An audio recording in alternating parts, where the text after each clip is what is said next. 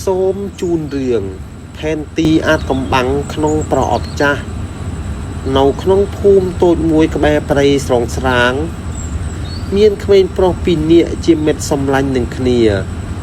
ម្នាក់ឈ្មោះបុតហើយនិងម្នាក់ទៀតឈ្មោះម៉ក់បុតជាក្មេងប្រុសឆ្លាតមានភាពក្លាហាននិងចូលចិត្តផ្សងព្រេង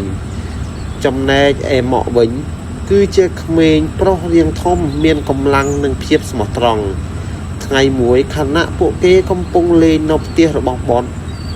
បានប្រទះឃើញប្រអប់ឈើមួយដែលលាក់ទុកក្នុងឃ្លាំងចាស់នៅពេលបើកវាពួកគេបានរកឃើញផែនទីបុរាណមួយផ្ទាំងដែលមើលទៅដូចជាជីតារបស់បុតផែនទីនោះរហែកខ្លះៗតែនៅអាចបង្ហាញផ្លូវទៅកាន់ទីតាំងមួយដែលសរសេរជាភាសាបុរាណថាប្រាសាទបាត់បង់នៅពីលើផែនទីមានសម្បត្តិមួយសន្លឹកសរសេរថាណែចៅជាទីស្រឡាញ់អើយបើសិនជាចៅរកឃើញផែនទីនេះចូលចៅកុំស្ទាក់ស្ទើរ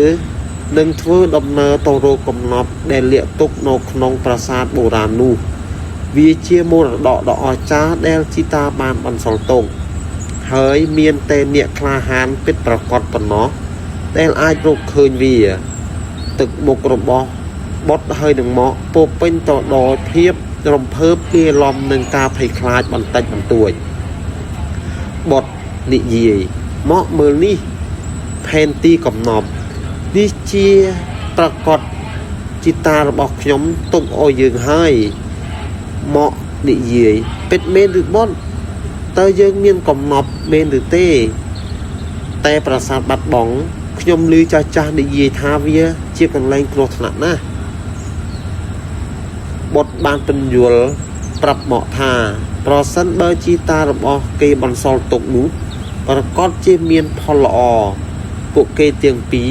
បានសម្រេចចិត្តធ្វើដំណើរស្វែងរកប្រាសាទនោះនៅថ្ងៃស្អែកដោយបានរៀបចំស្បៀងអាហារទឹកហើយនឹងភ្លើងពិលហើយនឹងខ្សែពួរមួយចំនួន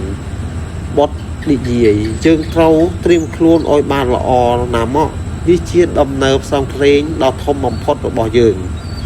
លុះពេលព្រឹកឡើងបុតហើយនឹងម៉ក់បានលួចចេញពីផ្ទះដោយស្ងាត់ស្ងៀមពួកគេចាប់ផ្ដើមដំណើរចូលទៅក្នុងព្រៃធំមួយដែលសំគាល់នៅលើផែនទីដំបូងផ្លូវនៅស្រួលដើរតែមិនយូរប៉ុន្មានដើមឈើក៏ចាប់ផ្ដើមមានទ្រង់ទ្រាយធំហើយវัวរញ៉េរញ៉ៃសត្វល្អិតគ្រប់ប្រភេទបានហើរចំរោមហើយសំលេងសត្វព្រៃបន្លឺឡើងធ្វើឲ្យពួកគេព្រឺសម្បុរបន្តិចបន្តួចពួកគេដើរបានប្រហែលជា2ម៉ោងក៏ទៅដល់មាត់ទន្លេធំមួយដែលមិនមានស្ពានឆ្លងម៉ក់និយាយអាយ៉ាទន្លេធំម្ល៉េះតើយើងឆ្លងស្ពានបានយ៉ាងម៉េចទៅបុតនិយាយសំឡឹងមើលជុំវិញសន្តោចាំបាច់ត្រូវតែមានវិធីណែឯងមើលចោះដើមឈើនោះធំល្មមនឹងធ្វើស្ពានហើយបុតបានចង្អុលទៅដើមឈើធំមួយដែលដេកក្រាលទៅដីម្ខាងទៀតនៃទន្លេពួកគេទាំងពីរបានព្យាយាម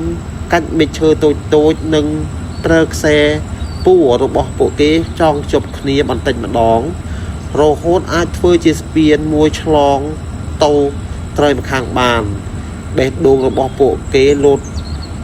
ញាប់ដោយភាពភ័យខ្លាចតែពួកគេនៅតែបន្តនៅពេលល្ងាចពួកគេបានបោះជំរំហូបអាហារនិងគេងក្រោមដើមឈើធំមួយសំឡេងសត្វយំកញ្ជ្រៀវបានធ្វើឲ្យម៉ក់ភ័យខ្លាចស្ទើរមិនហ៊ានបិទភ្នែកតែបុតបានលងលោមនិងប្រាប់ថាគ្មានអ្វីគួរឲ្យភ័យខ្លាចនោះទេដល់រាបណាពួកយើងនៅជាមួយគ្នាបុតបានបន្តកុំភ័យអីម៉ក់យើងនៅជាមួយគ្នាជីតារបស់ខ្ញុំប្រកាសជាការពារយើងហើយបន្ទាប់ពីដើរជាច្រើនម៉ោងនៅថ្ងៃទី2ទីបំផុតពួកគេក៏បានឃើញពន្លឺនៅចុងព្រៃ នៅពេលចាញ់ផុតពីព្រៃភ្លាមពួកគេក៏បានប្រទះឃើញទិដ្ឋភាពដ៏អស្ចារ្យមួយនៅពីមុខពួកគេគឺជាប្រាសាទដ៏ធំមួយដែលមានបន្សល់ទុកនៅទម្រង់រឹងមាំតែព័ទ្ធជុំវិញដោយវល្លិនិងដើមឈើជញ្ជាំងប្រាសាទមានឆ្លាក់រូបភាពប្លែកៗដែលពួកគេមិនធ្លាប់ឃើញពីមុនមកនិយាយអូហូធំលេះបត់នេះឬជាប្រាសាទបាត់បង់នោះបត់និយាយប្រកាសជាមានហើយផែនទីនឿមយើងមកទីនេះហើយពួកគេបានដើរចូលទៅជិតច្រកទ្វារប្រាសាទទ្វារធំនោះសម្បើមធ្វើពីថ្មភក់បុរាណហើយមានរូបចម្លាក់នាគពន្ធព័ទ្ធជុំវិញនៅចំកណ្ដាលទ្វារមានផ្ទាំងថ្មមួយដែលឆ្លាក់រូបភាពព្រះអាទិត្យរះនិងសរសេរអក្សរបុរាណបុត្របានរំលឹកដល់សៀវភៅចាស់របស់ជីតាដែលធ្លាប់បានអានពីមុនមកហើយក៏នឹកឃើញថាអក្សរនោះប្រហែលជាមានតម្រុយអ្វីម្យ៉ាងបុត្របានព្យាយាមបកស្រាយអក្សរនោះហើយក៏ឃើញមានឃ្លាមួយថាពេលព្រះអាទិត្យរះចំកណ្ដាលទ្វារនឹងបើកបង្ហាញផ្លូវពួកគេបានរងចាំរហូតដល់ព្រះអាទិត្យចាប់ផ្ដើមរះចំពីលើទ្វារភ្លាមនោះព្រះអាទិត្យបានរះចំរូបភាពព្រះអាទិត្យដែលឆ្លាក់លើផ្ទាំងថ្មធ្វើឲ្យថ្មនោះរំកិលទៅខាងមុខក្នុងពេលយឺតហើយទ្វារប្រាសាទក៏ចាប់ដើមបើកយឺតធ្វើឲ្យមានសំឡេងក្រហមលន់លឺពេញបរិវេណនៅពេលទ្វារបើកភាពងងឹតហើយនឹងក្លិនចាស់ក៏បានចេញមកពួកគេទាំងពីរបានបើកពេលហើយដើរចូលទៅក្នុងប្រាសាទដោយប្រុងប្រយ័ត្ននៅខាងក្នុងប្រាសាទគឺជាផ្លូវដ៏វែងអន្លាយដែលមានជញ្ជាំងឆ្លាក់រូបភាពទេពអប្សរនិងសត្វផ្សេងៗជាច្រើនពួកគេបានដើរលុបភក់ហើយនឹងដីធូលីកាត់តាមបន្ទប់នីមួយៗមានរលំខ្លះទៀតមានសម្បុកប្រជាវរស់នៅទីនោះយ៉ាងច្រើននៅពេលទៅដល់បន្ទប់ធំមួយពួកគេប្រទះឃើញរូបសំណាកដ៏ធំមួយដែលមានរាងដូចទេវតាមួយឈរនៅពីមុខនៅជើងរូបសំណាកនោះមានផ្ទាំងថ្មតូចមួយដែលមានសរសេរភាសាចាស់ម្ដងទៀតបទនិយាយនេះប្រកាសជាមានតម្រុយទៀតហើយមកចាំខ្ញុំបកស្រាយសិនបុត្របានអានអក្សរនោះដោយយកចិត្តទុកដាក់ដើម្បីរកឃើញកំណត់អ្នកត្រូវឆ្លងកាត់ការសាកល្បងនៃបញ្ញារៀបចំនួនផ្កាឈូកនៅលើជញ្ជាំងហើយបង្ហាញលេខរៀងត្រឹមត្រូវពួកគេទាំងពីរបានងាកទៅមើលជញ្ជាំងដែលពោពេញទៅដោយផ្កាឈូករាប់មិនអស់កែវភ្នែករបស់ពួកគេ